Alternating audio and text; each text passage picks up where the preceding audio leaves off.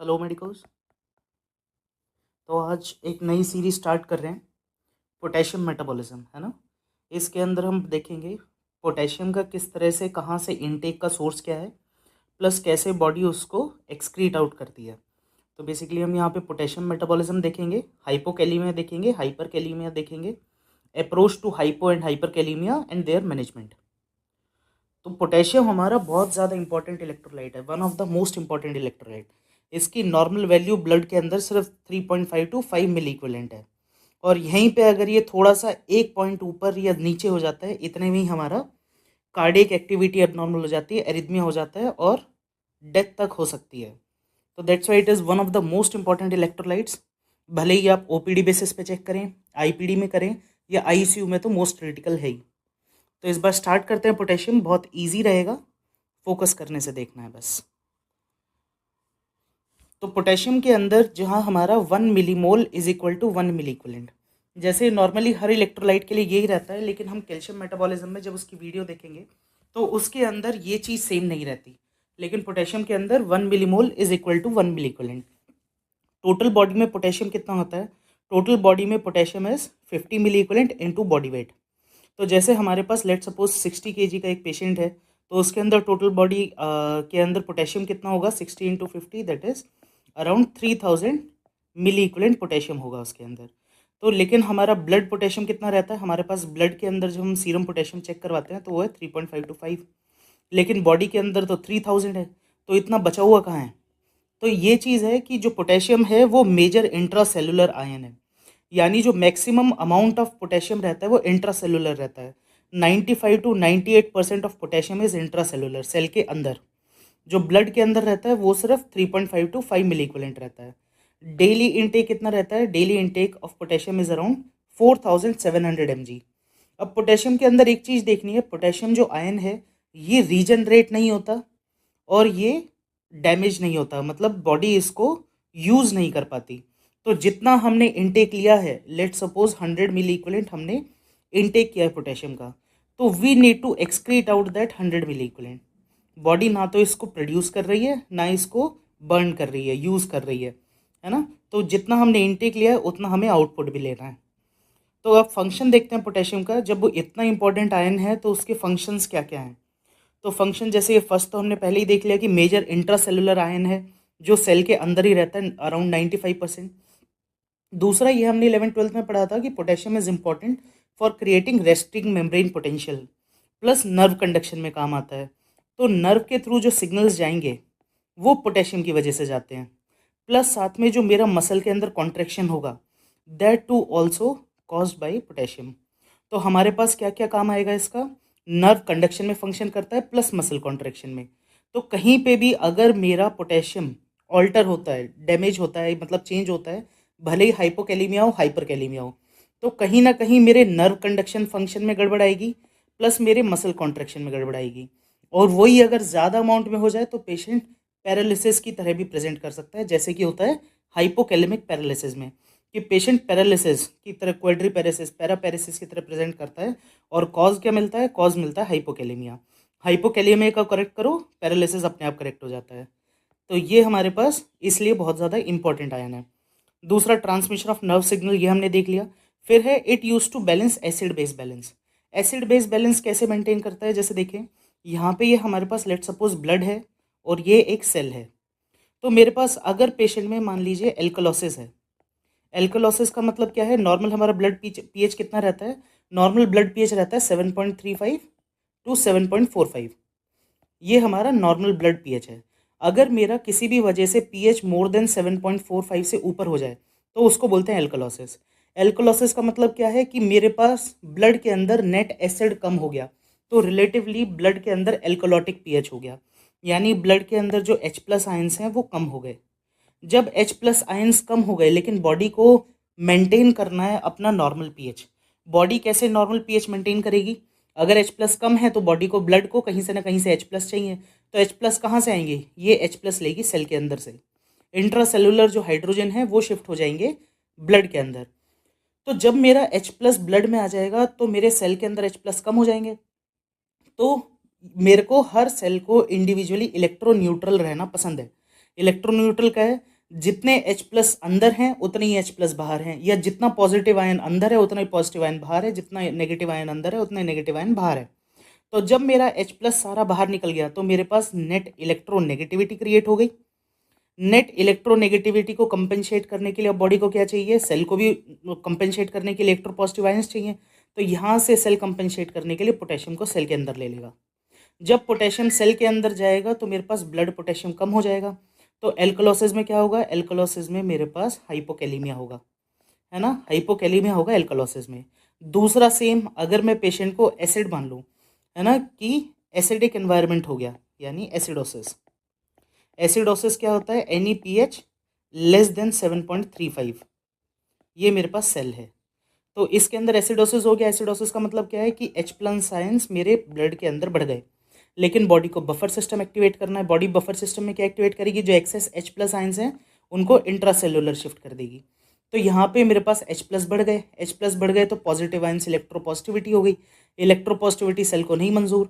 तो ऐसे में क्या है, वो जो एक्सेस पोटेशियम है इलेक्ट्रोन्यूट्रल बनने के लिए पोटेशियम को बाहर ब्लड के अंदर भेज देगी। जब पोटेशियम ब्लड के अंदर चले गए तो मेरे पास क्या कंडीशन क्रिएट होगी, हाइपरकैलीमिया। तो ये चीज़ ध्यान रखेंगे कि जो एसिडोसिस है, भले ही वो रेस्पिरेटरी हो या मेटाबॉलिक एसिडोसिस हो, वो मेरे पास कॉज करेगा हाइपरकैलीमिया। और वहीं अगर मेरे पास एल्कोलोसिस होगा तो वो मेरे पास प्रोड्यूस करेगा हाइपोकैलीमिया। तो इस तरह से पोटेशियम का एक रोल आता है मेरे पास maintaining the acid base balance. अगला रोल है इसका water and electrolyte balance. Water electrolyte जब किडनी पार्ट देखेंगे, जब डिस्कस करेंगे। और तीसरा है लास्ट है इसका intracellular potassium concentration is necessary for protein and biosynthesis by ribosomes, यानी प्रोटीन सिंथेसिस में भी पोटेशियम का इफेक्ट आता है क्योंकि ये को फैक्टर है कुछ एंजाइम्स का। तो अब जैसे हमने डिस्ट्रीब्यूशन देखते हैं पोटेशियम का, कि हमने देखा intracellular maximum amount of potassium जो है इंट्रासेलुलर है। तो कौन कौन से सेल्स में इट इज़ प्रोडोमिनेंट। तो जैसे हमारे पास हमने देखा था 60 kg पेशेंट के अंदर यहाँ पे हमारे पास अराउंड 3000 मिली इक्विवेलेंट पोटेशियम होता है। तो out of 3000 around 2600 is in muscles. तो मसल में most of the amount of potassium रहता है, majority amount potassium is in muscles.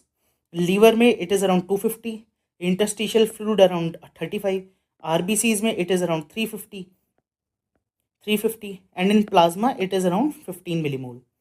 Then intracellular fluid ICF it is around 120 and extracellular fluid which includes pleural fluid, peritoneal fluid या फिर blood के अंदर का part plasma, तो that includes around 3 to ये around 4 मिलीक्विलेंट। तो इसलिए हमारे ब्लड के अंदर नॉर्मल कितना मेंटेन करता है, 3.5 to 5 मिलीक्विलेंट या मिलीमोल।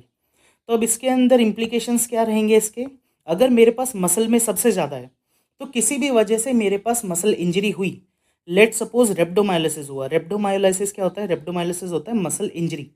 मसल इंजरी जब भी होगी तो ये पोटेशियम मेरा ब्लड के अंदर आ जाएगा। जब पोटेशियम ब्लड के अंदर आएगा तो वो क्या करेगा, हाइपरकैलीमिया, है ना। सेम होगा अगर कभी भी मेरे पास स्ट्रेनियस एक्सरसाइज होगी, सडन ज़्यादा एक्सरसाइज कर लेंगे तो उसके अंदर भी मसल डैमेज होगी। मसल डैमेज होगी तो it can cause transient hyperkalaemia which could be compensated. ठीक है, ये हमारे पास दो इम्प्लीकेशंस हो गए। तीसरा रहता है कि अगर मेरे पास हाइपोकैलीमिया है किसी पेशेंट में, है ना, अगर लेट सपोज पोटेशियम कम है तो ऐसे में क्या होगा, मसल का फंक्शन कम होगा, है ना, मसल काम नहीं कर पाएगी जिसकी वजह से हाइपोकैलेमिक पैरालिसिस जैसे पहले बताया था। वहीं अगर मेरे पास किसी वजह से हीमोलिटिक अनीमिया हो रहा है, हीमोलिसिस हो रहा है, तो हीमोलिसिस में RBC ब्रेक डाउन होंगे। RBC जो ब्रेक होंगे उनकी वजह से पोटेशियम ब्लड के अंदर आएगा, इसलिए haemolysis is also associated with hyperkalaemia, यानी पोटेशियम हीमोलिसिस में बढ़ जाता है। तो ये सारे मेरे इस चीज़ के इम्प्लीकेशंस थे। डिस्ट्रीब्यूशन वाइज हमने ये चीज़ देखा इसमें कि पोटेशियम कहाँ कहाँ पे प्रीडोमिनेंटली प्रेजेंट होता है। नेक्स्ट नेक्स्ट हमें देखते हैं कौन कौन से फैक्टर्स पोटेशियम के मेटाबॉलिज्म को कंट्रोल करते हैं। तो कोई कोई ऐसे फैक्टर्स हैं जिसकी वजह से पोटेशियम जो है नॉर्मल ब्लड से सेल के अंदर शिफ्ट हो जाता है, और कोई कोई फैक्टर्स हैं जिसकी वजह से सेल से पोटेशियम ब्लड के अंदर शिफ्ट होता है। तो जो फैक्टर्स जो हैं मेरा ब्लड से इंट्रासेलुलर शिफ्ट करवाते हैं, इसको बोलते हैं ट्रांससेलुलर शिफ्ट। जो ट्रांससेलुलर शिफ्ट इंट्रासेलुलर शिफ्ट करवाते हैं वो करेंगे हाइपोकैलीमिया, और जो सेल से पोटेशियम को बाहर भेजेंगे ब्लड में वो करवा देंगे मेरा हाइपरकैलीमिया। ये सारे कॉजेज़ हैं मेरे पास हाइपोकैलीमिया के, ये सारे कॉजेज़ हैं मेरे पास हाइपरकैलीमिया के। तो इसको इंडिविजुअली देख लेते हैं। सबसे पहले हाइपोकैलीमिया। हाइपोकैलीमिया कौन कौन करते हैं, हाइपोकैलीमिया फर्स्ट इज इंसुलिन। तो इंसुलिन कैसे हाइपोकैलेमिया करेगा वो चीज़ देखते हैं। तो यहाँ मेरे पास एक सेल है, सेल के पास यहाँ मेरा ब्लड है। नॉर्मली सेल के ऊपर एक मेरे पास सोडियम पोटेशियम एटीपीएस पंप होता है। सोडियम पोटेशियम एटीपीएस का नॉर्मली फंक्शन क्या रहता है, 3 सोडियम आउट एंड 2 पोटेशियम इन। जब ये एक्टिवेट होगा तो 3 पोटेशियम को सेल से बाहर भेजेगा, 2 पोटेशियम को सेल के अंदर लेगा। तो जो भी मेरा इंसुलिन काम करेगा, इंसुलिन क्या करेगा, इंसुलिन इस सोडियम पोटेशियम एटीपीएस पंप को स्टिमुलेट करेगा। जब सोडियम पोटेशियम एटीपीएस मेरा स्टिमुलेट होगा तो क्या होगा, ज़्यादा पोटेशियम अंदर जाएगा, ज़्यादा सोडियम बाहर आएगा। तो जब मेरा पोटेशियम अंदर जा रहा है, कहाँ से पोटेशियम अंदर जाएगा, ये सारा का सारा मेरे ब्लड से जाएगा। तो जब ब्लड से पोटेशियम अंदर गया तो ब्लड के अंदर हाइपोकैलेमिया। तो insulin is a cause of hypokalemia. तो यही चीज़ कहाँ, इसका इम्प्लीकेशन देखें तो क्या रहेगा, अगर मेरे पास हाइपरकैलेमिया का पेशेंट है, हाइपरकैलेमिया का पेशेंट क्या है, ब्लड के अंदर पोटेशियम ज़्यादा है, तो इसका ट्रीटमेंट का एक पार्ट क्या रहेगा, insulin. Insulin is treatment of hyperkalaemia. कैसे, क्योंकि वो जो एक्सेस अमाउंट ऑफ पोटेशियम है जो बाहर मेरे सेल्स के अंदर है उसको वो, सॉरी, जो बाहर मेरे ब्लड के अंदर है उसको वो सेल के अंदर भेज देगा। ठीक है, ये चीज़ हो गया फर्स्ट हमारा इंसुलिन। दूसरा हमारा होता है एल्डोस्टेरॉन। एल्डोस्टेरॉन हमने पिछली बार जो सोडियम मेटाबॉलिज्म है, सोडियम मेटाबॉलिज्म में देखा था, एल्डोस्टेरॉन हमारा काम करता है डीसीटी और कलेक्टिंग टिब्यूल पे। जैसे ये मेरा ग्लोमेरुलस मेम्ब्रेन हुआ, ये मेरा पीसीटी हुआ, ये लूप ऑफ एनले, ये डीसीटी और ये कलेक्टिंग डक्ट। तो मेरे पास यहाँ पे पी सेल्स होते हैं डीसीटी के अंदर कलेक्टिंग डक्ट पे, मैक्सिमम हमारे पास कलेक्टिंग डक्ट है। तो लेट सपोज जैसे मैं डायग्राम बनाऊँ तो ये मेरा पी सेल है एक, यहाँ पे इसके सामने से ये मेरी ब्लड वेसल है। तो जैसे अब इसमें ना 3 चैनल्स होते हैं। 3 चैनल्स में क्या है, सबसे पहले हमने क्या देखा था, ये हमारा ब्लड है, ये हमारा नेफ्रॉन की ल्यूमन है, नेफ्रॉन ल्यूमन, और ये हमारा पी सेल है। तो इसमें पी सेल्स पे 3 पंप रहते हैं। तो उसमें पहला पंप कौन सा है, पहला है वो sodium potassium ATPase pump. Sodium potassium ATPase क्या काम करता है, 3 सोडियम बाहर और 2 पोटेशियम सेल के अंदर, ये चीज़ अभी देखा था। तीसरा एक हमारे पास चैनल रहता है इनैक। इनैक चैनल का काम क्या होता है, पोटेशियम को, सॉरी, इनैक चैनल का काम क्या होता है, नेफ्रॉन की ल्यूमन से सोडियम को अंदर करना। तीसरा हमारे पास एक चैनल रहता है रोम के, रोम के चैनल, और एक और हमारे पास चैनल होता है उसको बोलते हैं बी के चैनल्स। अब हमारे पास जब भी एल्डोस्टेरॉन आएगा तो एल्डोस्टेरॉन क्या काम करता है, एल्डोस्टेरॉन का रिसेप्टर जो होता है, एल्डोस्टेरॉन का रिसेप्टर न्यूक्लियस में होता है। तो जब भी एल्डोस्टेरॉन आएगा वो न्यूक्लियस से मेरा ट्रांसक्रिप्शन फैक्टर बनवाएगा जिससे प्रोटीन सिक्रीट होंगे, और वो जो प्रोटीन्स हैं वो स्टिमुलेट करते हैं मेरे इन सारे चैनल्स को, ये सोडियम पोटेशियम एटीपीएस को। जब मेरा सोडियम पोटेशियम एटीपीएस जो चैनल है ये स्टिमुलेट होगा तो क्या होगा, एक्सेसिव अमाउंट ऑफ सोडियम मेरा ब्लड में जाएगा और कुछ अमाउंट ऑफ पोटेशियम मेरा सेल के अंदर आएगा। तो मैंने 3 सोडियम बाहर भेजे सेल के और 2 पोटेशियम अंदर आए। तो नेट सेल के अंदर क्या हुआ, नेट सेल के अंदर इलेक्ट्रोनेगेटिविटी हो गई। क्यों इलेक्ट्रोनेगेटिविटी हुई, 3 पॉजिटिव आयन बाहर चले गए और 2 ही पॉजिटिव आयन वापस अंदर आए, तो नेट नेगेटिव हो गया। तो जब नेट नेगेटिव हो गया तो इसको मैंने बताया था हर सेल को इलेक्ट्रॉन न्यूट्रल रहना है। तो इस नेगेटिविटी को मेंटेन करने के लिए ये ल्यूमन से, नेफ्रॉन की ल्यूमन से सोडियम को पुल कर लेगा। सोडियम जो है नेफ्रॉन की ल्यूमन से अंदर आ जाएगा पी सेल्स के अंदर, कहाँ से, इनेक चैनल से। तो जब सोडियम इनेक चैनल के थ्रू अंदर गया तो मेरे नेफ्रॉन की ल्यूमन में इलेक्ट्रोनेगेटिविटी क्रिएट हो गई। इलेक्ट्रोनेगेटिविटी क्रिएट हो गई तो वो क्या करेगा, पी सेल से पॉजिटिव आयंस को पुल करेगा। तो कौन सा पॉजिटिव आयन पुल होगा, पॉजिटिव आयन जो पुल होगा वो होगा पोटेशियम। तो रोम के चैनल जो होगा उससे नॉर्मली पोटेशियम आएगा। लेकिन अगर मान लो लेट सपोज यहाँ पे ल्यूमन के अंदर इलेक्ट्रोनेगेटिविटी ज़्यादा क्रिएट हो जाए, बहुत ज़्यादा इलेक्ट्रोनेगेटिविटी हो जाए, तो उसके अंदर हमारा बी के चैनल्स ये भी एक्टिवेट हो जाते हैं और इससे भी मेरा पोटेशियम बाहर आने लगता है। तो हमें नेट क्या याद रखना है एल्डोस्टेरॉन में, एल्डोस्टेरॉन की वजह से सोडियम का होता है एब्जॉर्प्शन इनटू ब्लड, है ना, सोडियम जाएगा ब्लड के अंदर और जो पोटेशियम है वो एक्सक्रीट होगा यूरिन में, और जब पोटेशियम एक्सक्रीट होगा तो ये ब्लड के अंदर से करवा देगा पोटेशियम कम, जिसकी वजह से ये करवाता है हाइपोकैलेमिया। तो ये हमारे पास एक रीज़न रहा कि इंसुलिन कराता है हाइपोकैलेमिया, एल्डोस्टेरॉन कराता है हाइपोकैलेमिया। तीसरा है हमारे पास sympathetic nervous system. Sympathetic nervous system में क्या आता है, epinephrine, epinephrine through beta 2 receptors.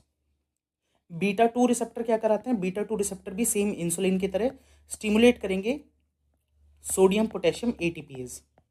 जब ये सोडियम पोटेशियम एटीपीएस को स्टिमुलेट करेंगे तो उसकी वजह से पोटेशियम मेरा सेल के अंदर जाएगा, जिसकी वजह से हाइपोकेलेमिया होगा। तीसरा है हमारा एल्कोलोसिस। एल्कोलोसिस हमने उसमें देखा, पिछली स्लाइड के अंदर, कि एल्कोलोसिस क्यों होता है, एल्कोलोसिस कैसे हाइपोकेलेमिया करवाएगा, पीएच को मेंटेन करने के लिए। तो ये चीज़ अगर मैं अपोजिट में देखूं, अब ये सारे मेरे पास कॉजेज हो गए हाइपोकेलेमिया के। अब हाइपरकेलेमिया के क्या क्या कॉजेज होंगे, इनके एग्जैक्ट अपोजिट।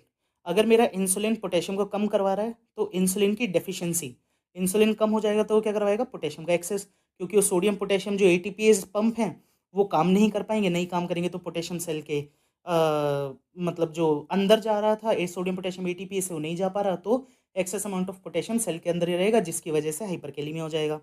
दूसरा, यहाँ पे एल्डोस्टेरोन मेरा हाइपोकेलेमिया करवा रहा था, तो यहीं पे अगर एल्डोस्टेरोन की कमी हो गई किसी वजह से तो वो मेरा हाइपरकेलेमिया करवा देगा। किस में होती है एल्डोस्टेरोन की कमी, जैसे एडिसन्स डिजीज, एड्रेनल काम ही नहीं कर रहे।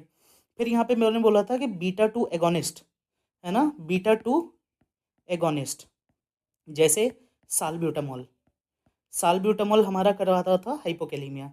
तो यहीं पे अगर मैं बीटा टू एंटागोनिस्ट दे दूं, अब बीटा टू एंटागोनिस्ट तो मेरे पास कुछ है नहीं ड्रग्स, अब मेरे पास दो ही होते हैं, या तो बीटा वन सेलेक्टिव एंटागोनिस्ट, या दूसरे जिसमें ये कार्बिडोलॉल बिसोप्रोलॉल ये सारे आते हैं, या फिर नॉन सेलेक्टिव बीटा ब्लॉकर्स जिसके अंदर जैसे प्रोप्रानोलॉल।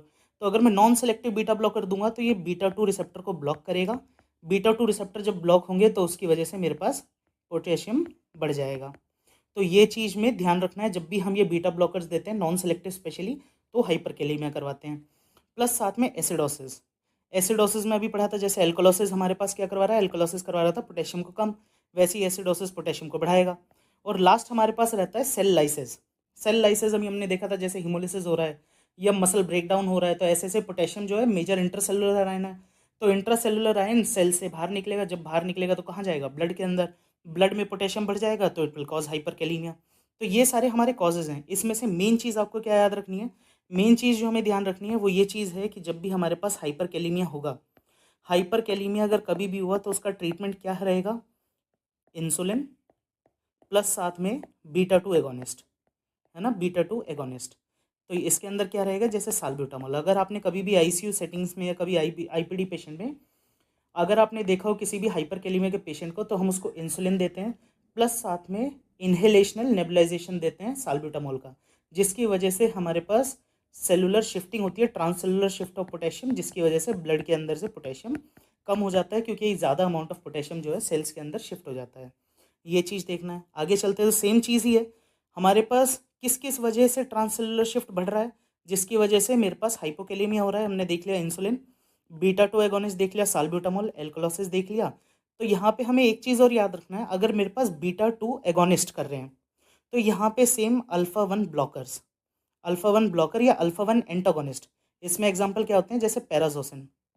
पैराजोसिन ये सब कहाँ यूज़ करते हैं, हम ये यूज़ करते हैं हाइपरटेंशन में, तो ये भी हमारे पास हाइपोकेलेमिया कराते हैं, अल्फा वन एंटागोनिस्ट।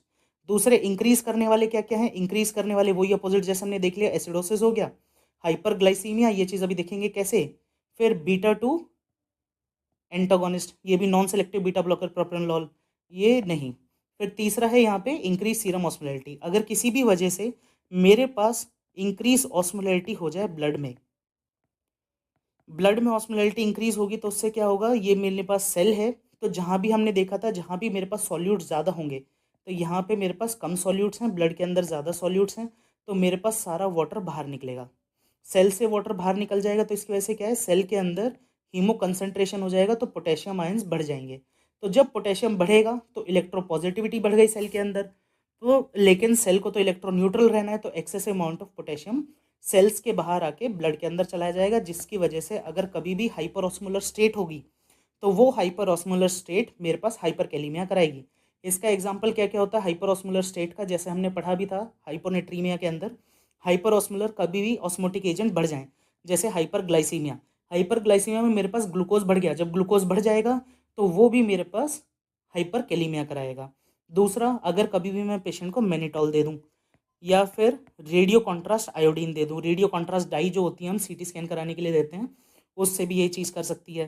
प्लस साथ में ग्लिसरॉल दे दूं कभी, तो वो भी मेरे पास हाइपरकेलेमिया कराएगा। लास्ट आता है मेरे पास एक्सरसाइज। अगर कभी किसी पेशेंट में एक्सरसाइज, जैसे हमने पिछली साइड में देखा था, तो उसकी वजह से मसल डैमेज होगी, मसल डैमेज होगी तो हमारे पास पोटेशियम जो है सेल के से निकल के ब्लड में आ जाएगा, जिससे मेरे पास हाइपरकैलेमिया हो जाएगा। ठीक है, तो अब ये सारा तो मैंने देख लिया कि हमारे पास कहाँ कहाँ से पोटेशियम आ रहा है, कहाँ कहाँ से किस तरह से मेटाबोलाइज हो रहा है, उसका रोल क्या क्या है। अब पोटेशियम एक्सक्रीट भी तो करना है। हमने फर्स्ट स्लाइड में देखा था, मैंने 100 मिली इक्विवेलेंट अगर पोटेशियम लिया तो मैं उसको कहीं पे बर्न आउट तो कर नहीं रहा, तो वो मुझे सारा का सारा एक्सक्रीट करना है। तो एक्सक्रीट में कहाँ से निकालूं उसे? एक्सक्रीट करने के पोटेशियम के 3 ही रोल हैं, मतलब 3 ही जगह है जहाँ से पोटेशियम एक्सक्रीट होता है। First is sweat. स्वेट से हमारा निकलता है 2%। इसलिए आपने इसका इम्प्लीकेशन क्या है, अगर आपने देखा होगा कोई भी मैराथन रनर्स हैं या पूरे दिन जो स्पोर्ट्स चलते हैं जिसके अंदर डिहाइड्रेशन के चांसेस हैं, जैसे क्रिकेट हो गया, तो ऐसे में क्रैम्प्स आते हैं, मसल क्रैम्प्स। मसल क्रैम्प्स क्यों हो रहे हैं? डिहाइड्रेशन की वजह से मेरे पास हाइपोनेट्रीमिया हो रहा है। वो चीज़ आप देखना हाइपोनेट्रीमिया की सीरीज में, क्यों हाइपोनेट्रीमिया हो रहा है, प्लस साथ में हाइपोकैलेमिया हो रहा है। तो जब ये सारी चीज़ होंगी, क्योंकि स्वेट से ज़्यादा पोटेशियम एक्सक्रीट आउट हो गया, तो जब ये डेफिशिएंसी होंगी तो पेशेंट को या एथलीट को क्रैम्प्स आने लगेंगे। दूसरा होता है स्टूल। स्टूल से अराउंड 10% का एक्सक्रीशन होता है पोटेशियम का। तो इसलिए अगर कोई भी डायरिया होता है, वॉमिटिंग होती है, या फिर कोई ट्यूमर्स हैं जैसे वीआईपीओमा या सिक्रेटरी ट्यूमर्स हैं जो भी सिक्रीट ज़्यादा करवा रहे हैं, तो ऐसे में हाइपोकैलेमिया हो जाएगा स्टूल से निकल के। तो ये तो हमने क्या देखा, यहाँ से सिर्फ 2% निकल रहा है, स्टूल से हमारा सिर्फ 10% निकल रहा है, लेकिन निकालना तो हमें बहुत ज़्यादा है सोडियम को, पोटेशियम को सॉरी। तो कहाँ से मेजर निकलेगा? मेजरली ये निकलता है किडनी से। किडनी एक्सक्रिएट करती है around 90 to 95% of total potassium. तो इसलिए अगर कभी भी मेजर पोटेशियम का मेटाबॉलिज्म किडनी के थ्रू हुआ, इसलिए एक बेसिकली एक सेइंग है कि अगर कभी भी आपके पास हाइपरकैलेमिया है या हाइपोकैलेमिया है, तो it is renal disorder, renal disease until proven otherwise, है ना। जब तक आपके पास और कोई कॉज नहीं मिल रहा, तब तक हम रीनल सोचेंगे। क्यों? क्योंकि मेजॉरिटी ऑफ पोटेशियम क्लियरेंस और potassium metabolism is handled by kidney. लेकिन ये चीज़ जनरल रूल नहीं है, पहले दूसरा भी रूल आउट करने हैं ना, हो सकता है स्टूल से या स्वेट से भी निकल रहा हो। तो ये है, तो सबसे पहले किडनी का पोटेशियम मेटाबॉलिज्म देख लेते हैं कि किडनी कहाँ कहाँ से किस तरह से एक्सक्रीट करती है। तो किडनी से कहाँ कहाँ से पोटेशियम निकलेगा? नेफ्रॉन से। ये नेफ्रॉन के डायग्राम है। ये मेरे पास ग्लोमेरुलस मेम्ब्रेन हो गया, ये मेरे पास पीसीटी है, ये लूप ऑफ हेनले हो गया, descending limb of loop of Henle या ascending limb of loop of Henle, और ये कलेक्टिंग डक्ट। कलेक्टिंग डक्ट में भी 2 पार्ट हैं, ये है कॉर्टिकल कलेक्टिंग डक्ट और ये है मेडुलरी कलेक्टिंग डक्ट। तो अगर इसमें देखें तो अराउंड 100, अगर मैं 100% पोटेशियम मानूं, तो 100% पोटेशियम में से अराउंड 65 to 70% पीसीटी से एक्सक्रीट आउट होता है, पीसीटी से निकलता है, रीअब्जॉर्ब होता है। बेसिकली यहाँ मेटाबॉलिज्म होता है 65 to 70%। Then thick ascending part of loop of Henle, यहाँ से अराउंड 20% ऑफ मेटाबॉलिज्म होता है पोटेशियम का। देन डिस्टल कॉन्वोलेटेड टिब्यूल से it is around 3% and cortical collecting duct से अराउंड 9%। ये है नॉर्मल। अब अगर किसी पेशेंट में लेट सपोज कि हाइपरकैलेमिया है, हाइपरकैलेमिया का मतलब क्या है? बॉडी कंपेंसेट कैसे करेगी हाइपरकैलेमिया को ठीक करने के लिए? बॉडी एक ट्राई करेगी एक्सक्रीट करने का, कि यूरिन के थ्रू ज़्यादा से ज़्यादा पोटेशियम बाहर निकाल दिया जाए, जिसकी वजह से हाइपरकैलेमिया करेक्ट हो जाए।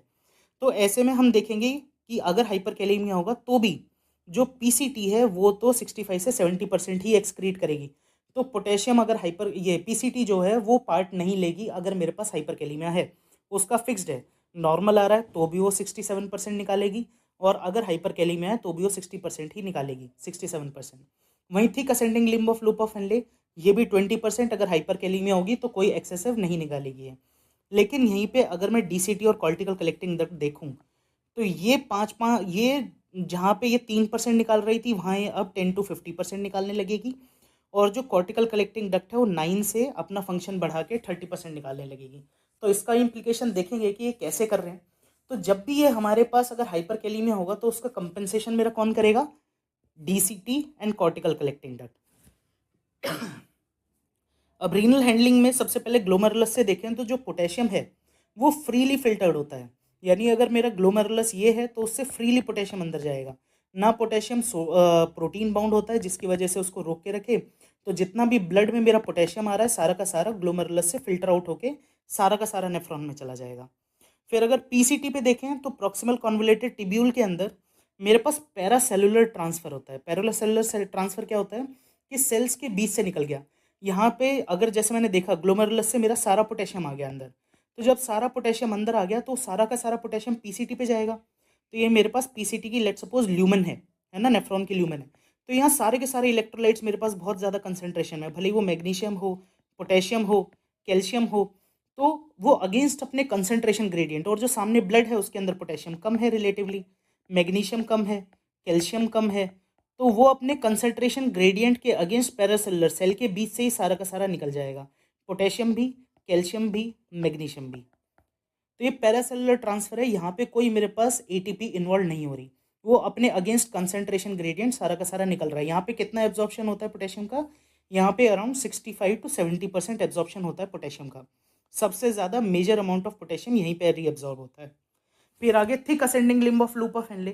Thick ascending limb of loop of Henley पे हमने देखा था, यहाँ पे हमारी लूप डायरेटिक काम करती है। लूप डायरेटिक क्या है, यहाँ पे हमारे पास चैनल रहता है सोडियम पोटेशियम 2 क्लोराइड। तो सोडियम पोटेशियम 2 क्लोराइड क्या करता है, ये पोटेशियम का यहाँ से एब्जॉर्प्शन करा रहा है, सोडियम का एब्जॉर्प्शन करा रहा है, क्लोराइड का एब्जॉर्प्शन कराता है। इसी को हमारी लूप डायरेटिक इनहिबिट करती है। तो यहाँ पे पोटेशियम कैसे मेटाबोलाइज होता है, तो वो देखते हैं। तो सबसे पहले यहीं पे मेरे पास बेजल मेम्ब्रेन पे, यानी यहाँ ब्लड साइड है, यहाँ मेरा ल्यूमन है, और ये thick ascending limb of loop of Henley है। तो यहाँ पे क्या है, मेरे पास सोडियम पोटेशियम एटीपीएस पंप है, जो क्या काम करता है हमने पढ़ा, 3 सोडियम बाहर सेल से, 2 पोटेशियम अंदर। तो जब 2 ही पोटेशियम अंदर आएंगे, 3 सोडियम बाहर जाएंगे, तो यहाँ क्या होगा, हमने जैसे पढ़ा था इलेक्ट्रोनेगेटिविटी क्रिएट हो जाएगी। इलेक्ट्रोनेगेटिविटी क्रिएट होगी तो वो क्या करेगा, वो इलेक्ट्रोपॉजिटिव आयंस को बाहर से अंदर शिफ्ट करने के लिए बोलेगा। तो बाहर से अंदर कौन शिफ्ट करवाएगा, सोडियम पोटेशियम 2 क्लोराइड चैनल। तो यहाँ से मेरे पास सोडियम अंदर आएगा, पोटेशियम अंदर आएगा, और साथ में क्लोराइड भी अंदर आएगा। तो वो इलेक्ट्रो न्यूट्रलिटी मेंटेन करेगा, लेकिन मुझे around 20% potassium absorb, sodium absorb करना है, पोटेशियम भी इन्वॉल्व करना है, सोडियम भी एब्जॉर्ब करना है। तो वो चीज़ इससे हो नहीं पाती अकेले से। तो यहाँ से सेल के पास एक और क्या चीज़ है, उसके पास दूसरा रिसेप्टर है, रोम के चैनल। रोम के चैनल से जो यहाँ पे एडिशनल पोटेशियम क्रिएट हो गया अंदर, उसको भी मैं बाहर ल्यूमन में निकाल दूंगा। जब मैं बाहर ल्यूमन में निकाल दूंगा तो उससे क्या होगा, मेरे पास और ज़्यादा यहाँ पे इलेक्ट्रोनेगेटिविटी क्रिएट होगी, और ज़्यादा इलेक्ट्रोनेगेटिविटी क्रिएट होगी तो और सोडियम और पोटेशियम अंदर आएगा। बेसिकली हमें सोडियम को प्रिजर्व करना है। तो जब सोडियम और ज़्यादा अंदर आएगा, और ज़्यादा अंदर आएगा, सोडियम से मैं यहाँ से ब्लड के अंदर भेजता रहा हूँ सोडियम को, और पोटेशियम यहीं पे ऐसे गोल गोल घूमता रहेगा, है ना। तो और कुछ यहाँ पे पोटेशियम जो है वापस ब्लड के अंदर भी जाता जाएगा। तो जिसकी वजह से यहाँ पे इस पोटेशियम का नेट एब्जॉर्प्शन, रीएब्जॉर्प्शन होता है 20%, है ना। तो हमने देखा यहाँ पे कि पीसीटी के अंदर हमारा कितना हुआ, around 65 to 70%। Thick ascending limb of loop of Henley के अंदर कितना पोटेशियम रीअब्जॉर्ब हुआ वापस ब्लड में, 20%। तो अभी तक हमारा लगभग ये पीछे 70 प्लस यहाँ 20, 90% के आसपास हमने रीअब्जॉर्ब कर लिया है पोटेशियम। अब आगे देखते हैं, आगे अब यहाँ से ब्लड किधर जाएगा, आगे यहाँ से सॉरी यूरिन हमारा किस तरफ जाएगा, thick ascending loop of Henley से हमारे पास डीसीटी की तरफ जाएगा। ठीक है, अब इसमें डिस्टल कॉन्वोलेटेड टब्यूल और कलेक्टिंग डक्ट दोनों को एक साथ देखते हैं। तो यहाँ पे ना हमारे पास 3 सेल्स होते हैं, तो दोनों में मिला के हमारे पास 3 सेल्स हैं। एक है प्रिंसिपल सेल, दूसरा होता है हमारे पास इंटरकैलेटेड सेल्स, इंटरकैलेटेड सेल्स, है ना। तो यहाँ पे इंटरकैलेटेड सेल्स भी 2 तरह के रहते हैं, अल्फा इंटरकैलेटेड सेल्स और बीटा इंटरकैलेटेड सेल्स। अब जो पी सेल्स हैं हमारे, पी सेल्स का काम क्या होता है, secretions of potassium. Secretion of potassium मतलब कि ये पोटेशियम को यूरिन में भेजते हैं ना, कि वो ब्लड से निकाल के यूरिन में सिक्रीट करेंगे। वहीं पे जो अल्फा इंटरकैलेटेड सेल्स हैं, जो अल्फा इंटरकैलेटेड सेल्स हैं, उनका काम है रीएब्जॉर्प्शन ऑफ पोटेशियम, यानी पोटेशियम को इसमें से यूरिन में से रीएब्जॉर्ब करवा के ब्लड के अंदर भेजना। तो ये काम होता है अल्फा इंटरकैलेटेड सेल्स का। पोटेशियम के मेटाबॉलिज्म में बीटा इंटरकैलेटेड सेल्स का कोई रोल नहीं है। अब ये दोनों सेल्स डीसीटी में भी होते हैं, कलेक्टिंग डक्ट में भी होते हैं, लेकिन majority of these cells are present in collecting duct. और ये दोनों सेल किससे काम करते हैं, दोनों सेल काम करते हैं अंडर एल्डोस्टेरोन एक्शन। जैसे हमने पीछे देखा था एल्डोस्टेरोन कैसे काम करता है, तो उसी एल्डोस्टेरोन एक्शन पे पी सेल भी काम करता है, इंटरकैलेटेड जो सेल्स हैं अल्फा इंटरकैलेटेड सेल्स, वो भी काम करते हैं। पी सेल का काम है पोटेशियम का सिक्रीशन, यानी ये ब्लड के अंदर कराता है हाइपोकैलेमिया, और वहीं अल्फा इंटरकैलेटेड सेल कराता है पोटेशियम का रीअब्जॉर्प्शन, यानी ये करवाता है हमारे पास हाइपरकैलेमिया। तो ये पी सेल्स कब काम करेंगे, पी सेल काम करते हैं जब भी मेरे पास, पी सेल क्या करवा रहे हैं, सिक्रीशन ऑफ पोटेशियम, यानी ब्लड से पोटेशियम कम करवा रहे हैं। तो जब भी हाइपरकैलेमिया होगा, हाइपरकैलेमिया होगा तो एल्डोस्टेरोन पी सेल्स पे ज़्यादा काम करेगा। वहीं पे alpha intercalated cells via aldosterone कब ज़्यादा काम करेगा, जब मेरे पास हाइपोकैलेमिया होगा। क्योंकि यहाँ पे मुझे अल्फा इंटरकेलेटेड सेल से पोटेशियम बढ़वाना है और पी सेल से मुझे पोटेशियम कम करवाना है ब्लड के अंदर। ठीक है, तो अब इनका मैकेनिज्म देख लेते हैं। मैकेनिज्म जैसे मोस्टली तो हमने देख ही लिया है। एल्डोस्टेरॉन आएगा। एल्डोस्टेरॉन मेरे पास 3 चैनल्स को एक्टिवेट करेगा। सबसे पहले यहाँ मेरे पास सोडियम पोटेशियम एटीपीएस। दूसरा है मेरे पास यहाँ पे इनेक चैनल जो सोडियम को एंट्री करवाएगा। फिर तीसरा है मेरे पास रूम के चैनल, और एक और होता है मेरे पास यहाँ पे बी के चैनल। तो यहाँ पे क्या है, मेरे पास एल्डोस्टेरॉन आएगा। एल्डोस्टेरॉन सोडियम पोटेशियम को एक्टिवेट करेगा, तो पोटेशियम जो है नेट इलेक्ट्रोनेगेटिविटी अंदर क्रिएट करेगा। इलेक्ट्रोनेगेटिविटी क्रिएट करेगा तो बाहर से इनेक चैनल से सोडियम अंदर आएगा, प्लस फर्दर जो अंदर पोटेशियम है उसको एक्सक्रीट आउट करेगा रूम के चैनल प्लस बी के चैनल, तो जिससे फर्दर इलेक्ट्रोनेगेटिविटी क्रिएट होगी तो सोडियम अंदर और ज़्यादा आता रहेगा। तो बेसिक मैकेनिज्म यही है। इसी वजह से जो सोडियम का एब्जॉर्प्शन कराता है एल्डोस्टेरॉन, और बी के चैनल और रोम के चैनल के थ्रू पोटेशियम का एक्सक्रीशन करता है यूरिन के अंदर। ये मेरा हो गया पी सेल का फंक्शन, क्योंकि यहाँ मैं क्या कर रहा हूँ, पोटेशियम का एक्सक्रीशन, तो ये मैं करवा रहा हूँ पी सेल पे। वहीं अगर अल्फा इंटरकेलेटेड सेल्स है, अल्फा इंटरकेलेटेड सेल पे एल्डोस्टेरॉन कैसे काम करता है। अल्फा इंटरकेलेटेड सबसे सिंपल है। अल्फा इंटरकेलेटेड सेल्स के अंदर मेरे पास H प्लस के प्लस ATPase पंप होता है। यहाँ पे मेरे पास ATP यूज होगी। H प्लस के प्लस ATPase क्या काम करेगा, जो H प्लस आयंस हैं वो ब्लड से लेगा और वो डायरेक्टली यूरिन में पास कर देगा, और जो यूरिन का पोटेशियम है उसको ब्लड के अंदर भेज देगा। तो ये पोटेशियम का रीएब्जॉर्प्शन कराता है अंडर एल्डोस्टेरॉन। जो अल्फा इंटरकेलेटेड सेल्स हैं उसका बस इतना ही काम है। तो अब यहाँ पे ये चीज़ हमने देख ली, सोडियम पोटेशियम एटीपीएस और पोटेशियम चैनल। अब रोम के की बस एक फुल फॉर्म सिग्निफिकेंट है। क्या काम करता है रोम के चैनल, रोम के की फुल फॉर्म है renal outer medullary potassium channels, और बी के चैनल्स की फुल फॉर्म क्या है, बिग पोटेशियम चैनल्स। ठीक है, बस इतना ही यूज़ करना है। अब लास्ट इसके अंदर ये चीज़ बचती है पोटेशियम हैंडलिंग में, कि हमारे पास जो पी सेल्स हैं वो किस तरह से एक्टिवेट होते हैं, है ना। किस तरह से एक्टिवेट होंगे जो पी सेल्स हैं, पी सेल्स किस तरह से एक्टिवेट होंगे। पी सेल हमारा जब एक्टिवेट होगा, जब पी सेल्स के एक्टिवेशन के लिए एक तो मुझे सोडियम पोटेशियम एटीपीएस चाहिए। जब ये मेरा सोडियम पोटेशियम एटीपीएस ज़्यादा काम करेगा तभी तो मेरे पास इलेक्ट्रोनेगेटिविटी क्रिएट होगी, जिसकी वजह से मेरे पास सोडियम एब्जॉर्प्शन होगा और पोटेशियम का एक्सक्रीशन होगा। तो इसकी एक्टिविटी मुझे ज़्यादा चाहिए। दूसरा, यहाँ पे जो एपिकल परमिएबिलिटी है मेम्ब्रेन की, एपिकल परमिएबिलिटी भी ज़्यादा होनी चाहिए, जिससे फ्री फ्लो पोटेशियम का होता रहे। पोटेशियम ज़्यादा से ज़्यादा बाहर निकलेगा अगर मेम्ब्रेन परमिएबल होगी। तीसरा, एल्डोस्टेरॉन फंक्शनिंग होना चाहिए। एल्डोस्टेरॉन ऐसा ना हो कि एल्डोस्टेरॉन का रेजिस्टेंस हो। जब एल्डोस्टेरॉन यहाँ पे काम करेगा तभी वो काम करेगा। दूसरा, मुझे चाहिए कि यहाँ पे जो मेरे पास ल्यूमेन है, अगर उस ल्यूमेन का फ्लो ज़्यादा है, मान लो ब्लड फ्लो, यहाँ पे यूरिन का फ्लो ज़्यादा है, जब फ्लो ज़्यादा होगा तो यहाँ से जो पोटेशियम आएगा वो इधर इकट्ठा होगा, लेकिन फ्लो की वजह से सारा पोटेशियम नीचे नीचे जाता जाएगा। जब पोटेशियम जल्दी जल्दी नीचे जाएगा तो ये वाला जो इधर का पोटेशियम है ये इधर चला गया, तो यहाँ पे इलेक्ट्रोनेगेटिविटी क्रिएट हो गई। जब नेगेटिविटी क्रिएट हो गई, जब ज़्यादा सोडियम अंदर जाएगा तो वो सेम मैकेनिज्म करेगा। प्लस दूसरा इसके अंदर रहता है कि डिलीवरी ऑफ सोडियम अगर मेरे पास ज़्यादा हो जाए, डिलीवरी ऑफ सोडियम से क्या मतलब है, ये मेरे पास चैनल हुआ, यहाँ मेरे पास ल्यूमेन है, इधर मेरे पास ब्लड है। अगर मेरे पास यहाँ पे ज़्यादा सोडियम आ रहा है, सोडियम डिलीवरी सॉरी, अगर मेरे पास यहाँ सोडियम डिलीवरी ज़्यादा होती है ल्यूमेन पे, तो जब सोडियम डिलीवरी ज़्यादा होगी तो मेरे पास अंदर ज़्यादा सोडियम जाएगा। अंदर जब ज़्यादा सोडियम जाएगा तो यहाँ पे मेरे पास ज़्यादा इलेक्ट्रोनेगेटिविटी क्रिएट होगी, क्योंकि जो एक्सेस सोडियम था वो ज़्यादा अंदर चला गया, तो मेरे पास इलेक्ट्रोनेगेटिविटी ज़्यादा क्रिएट हो गई। जब इलेक्ट्रोनेगेटिविटी ज़्यादा क्रिएट हो गई तो अंदर से पोटेशियम ज़्यादा बाहर निकलेगा उस इलेक्ट्रोनेगेटिविटी को कंट्रोल करने के लिए, तो ज़्यादा पोटेशियम एक्सक्रीट होगा। तो इस चीज़ का ना मुझे इम्प्लीकेशन पूछना है। तो इम्प्लीकेशन कैसे देखेंगे, अब जैसे हमें पता है कि लूप डायरेटिक और थायजाइड डायरेटिक, दो डायरेटिक हैं। लूप डायरेटिक किस पे काम करती है, सोडियम पोटेशियम 2 क्लोराइड चैनल पे, thick ascending limb of loop of Henley पे। ठीक है, वहीं थायजाइड किस पे काम करती है, ये काम करती है डीसीटी पे, है ना। तो ये क्या करती है, loop diuretic sodium potassium 2 chloride और थायजाइड NaCl ब्लॉकर। तो अब मुझे पूछना है कि लूप डायरेटिक और थायजाइड डायरेटिक में से कौन ज़्यादा हाइपोकेलेमिया कराती है। तो आपका आंसर क्या करेगा, लूप डायरेटिक, क्योंकि ये स्ट्रॉन्गेस्ट डायरेटिक है, तो ये ज़्यादा चैनल ब्लॉक कर रही है, तो ये ज़्यादा हाइपोकेलेमिया कराती होगी, है ना। नहीं, एक्चुअल में आंसर है थायाजाइड ज़्यादा हाइपोकेलेमिया कराती है। क्यों कराती है, इसका सिग्निफिकेंस यहाँ देखते हैं। जैसे मैंने यहाँ पे ये जो है ये मैंने thick ascending limb of loop of Henley का डायग्राम बनाया हुआ है। तो इसके अंदर क्या है, यहाँ पे जैसे मैंने सारा का सारा पढ़ा था यहाँ पे, जैसे हमने सोडियम पोटेशियम एटीपीएस काम करेगा, तो यहाँ पे मेरा 3 सोडियम बाहर 2 पोटेशियम अंदर, तो यहाँ पे इलेक्ट्रोनेगेटिविटी क्रिएट होगी। इलेक्ट्रोनेगेटिविटी की वजह से sodium potassium 2 chloride channel activate होगा, जिससे सोडियम पोटेशियम 2 क्लोराइड अंदर आएंगे। तो जब वो अंदर आएंगे तो फिर यहाँ पे मेरे पास एक चैनल है रोम के चैनल, यहाँ से पोटेशियम फर्दर बाहर निकलेगा मोर इलेक्ट्रोनेगेटिविटी क्रिएट करने के लिए।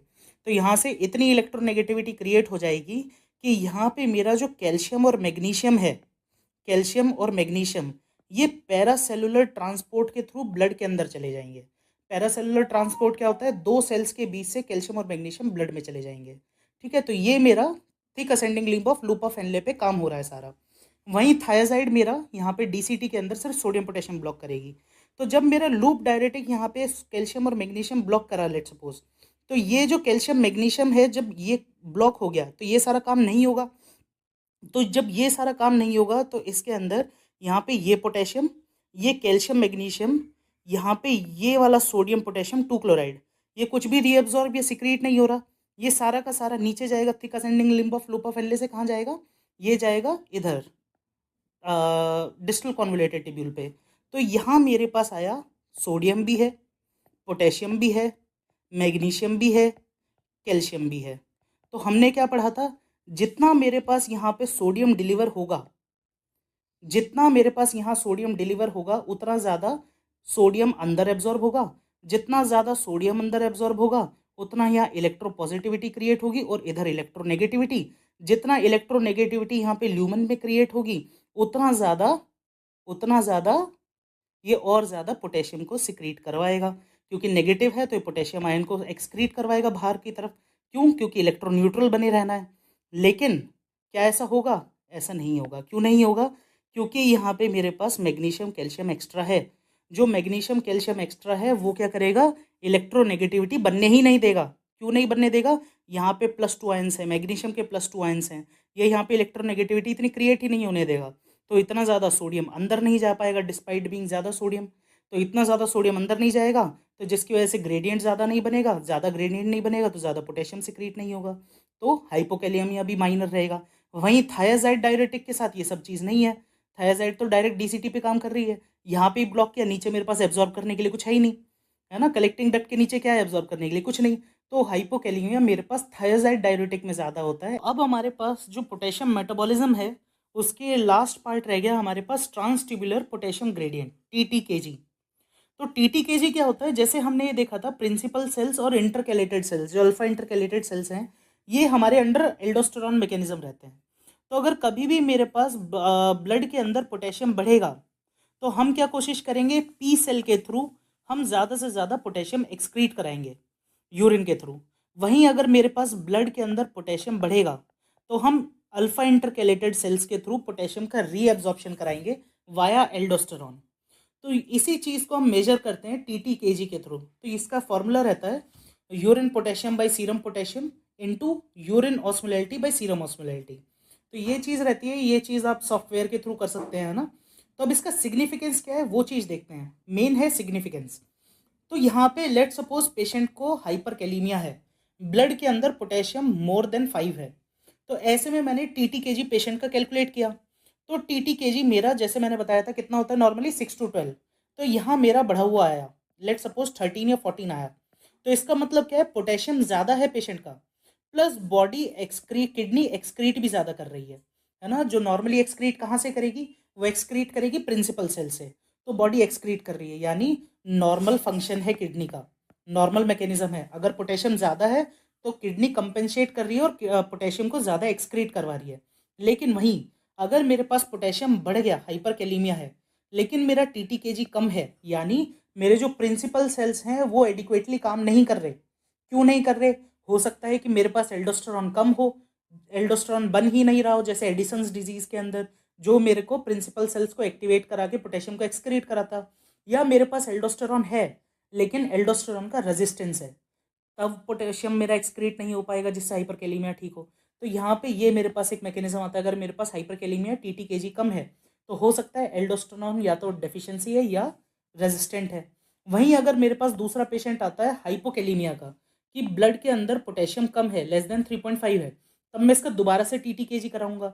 TT KG let suppose decrease है, लेस देन 6 है ना। लेस देन 6 का मतलब क्या हुआ कि मेरे पास ऑलरेडी हाइपोकेलेमिया है, प्लस किडनी उसको एक्सक्रीट जो नॉर्मल होता है उसको भी एक्सक्रीट नहीं होने दे रही, किडनी और ज़्यादा पोटेशियम को कंजर्व कर रही है। इसका मतलब नॉर्मल फंक्शनिंग किडनी है मेरे पास, नॉर्मल जो पी सेल्स हैं नॉर्मल काम कर रहे हैं, पोटेशियम को सिक्रीट होने से रोक रहे हैं, है ना, नॉर्मल कंपनसेशन मैकेनिज्म है। लेकिन अगर किसी भी पेशेंट का हाइपोकेलीमिया है, ब्लड के अंदर पोटेशियम कम है, लेकिन मैंने टीटी केजी किया तो वो बढ़ा हुआ है, मोर देन 12 है, तो इसका मतलब क्या है, एक तो मेरे पास ऑलरेडी ब्लड के अंदर पोटेशियम कम है, प्लस किडनी निकाल भी ज़्यादा रही है पोटेशियम को। तो हो सकता है कि ये जो पोटेशियम ज़्यादा निकल रहा है इसी की वजह से मेरे पास हाइपोकेलेमिया है। तो इसका कारण क्या हो सकता है, इसका कारण हो सकता है चैनलोपैथीज। चैनलोपैथीज में बार्टर सिंड्रोम आता है, बार्टर सिंड्रोम जैसे सोडियम पोटेशियम 2 क्लोराइड ब्लॉक हो गया, या जेटलमैन सिंड्रोम आ सकता है, NaCl ब्लॉक हो गया, या रीनल ट्यूबुलर एसिडोसिस हो सकता है, या फिर मैंने कोई एक्सोजीनस डायरेटिक दे दी जिसकी वजह से despite being low blood potassium या hypokalaemia kidney are secreting more potassium. तो ये चीज़ हम इंडिविजुअल कॉजेज में चैनलोपैथी आरटीए डायरेटिक में देखेंगे क्या क्या काज रहते हैं। तो ये पोटेशियम मेटाबॉलिज्म का सम टोटल था। तो ये चीज़ बड़ी इजी थी, है ना। एक बार ध्यान से देखना, दोबारा से वीडियो एक बार देखना, अगर इससे रिलेटेड कुछ भी डाउट हो, ये बेसिक फिजियोलॉजी है जो हमने फर्स्ट ईयर MBBS में पढ़ी थी, अगर इससे रिलेटेड कुछ भी डाउट होता है तो कमेंट सेक्शन में पूछना, रिप्लाई मैं पक्का करूँगा। अगली वीडियो से हम स्टार्ट करेंगे जो हमारा मेन ट्रीटमेंट रहेगा, पेशेंट रिलेटेड, पेशेंट सेंट्रिक जो हमारी अप्रोच रहेगी, और नेक्स्ट वीडियो से हम स्टार्ट करेंगे हाइपोकेलेमिया हाइपरकेलेमिया। ठीक है, signing off, this is doctor Kunal Chauhan, happy studying, thank you.